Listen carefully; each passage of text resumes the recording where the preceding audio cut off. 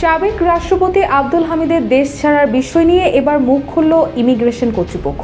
এতদিন দেশে আত্মগোপনে ছিলেন সাবেক রাষ্ট্রপতি আব্দুল হামিদ। ছাত্র জনতার অভ্যুত্থানে আওয়ামী লীগ সরকার পতনের 9 মাস পর দেশ ছেড়েছেন তিনি। এ সময় তার সঙ্গে ছেলে ও শ্যালক ছিলেন। তবে প্রশ্ন উঠছে, হত্যা মামলার দায় নিয়ে কিভাবে দেশ ছেড়েছেন সাবেক এই রাষ্ট্রপতি? বুধবার দিবাগত রাত 3:05 থাই এয়ারওয়েজের TG 340 নম্বর ফ্লাইটে তিনি দেশ ছাড়েন। এই বিষয়ে ইমিগ্রেশন কর্তৃপক্ষ জানায়, আব্দুল হামিদের বিরুদ্ধে দেশ ত্যাগের নিষেধাজ্ঞা না থাকায় তাকে চিকিৎসার জন্য যেতে দেওয়া হয়েছে। এছাড়াও তার বিরুদ্ধে কোনো সংস্থার কাছে কোনো অভিযোগ ছিল না বলে জানা গেছে। দেশ জুড়ে তোলপাড় ওয়ালটন ফ্রিজ কিনে আপনিও হয়ে যেতে পারেন মিলেনিয়ার।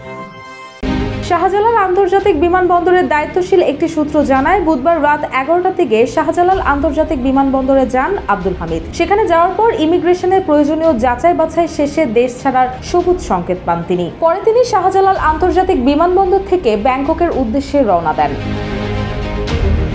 এদিকে আব্দুল হামিদের বিরুদ্ধে অন্তত একটি হত্যা মামলা থাকার তথ্য রয়েছে। গত 14 জানুয়ারি কিশোরগঞ্জ সদর থানায় তার বিরুদ্ধে এই মামলাটি দায়ের করা হয়। মামলাটিতে সাবেক প্রধানমন্ত্রী শেখ হাসিনা, শেখ রেহানা, সাইমা ওয়াজেদ পুতুল এবং ওবায়দুল কাদেরের নামও রয়েছে।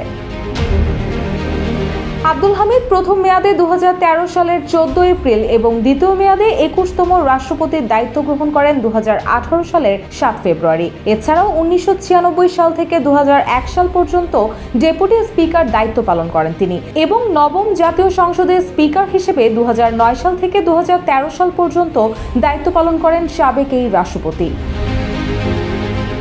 রুশা সুর, জয় জয় দিন।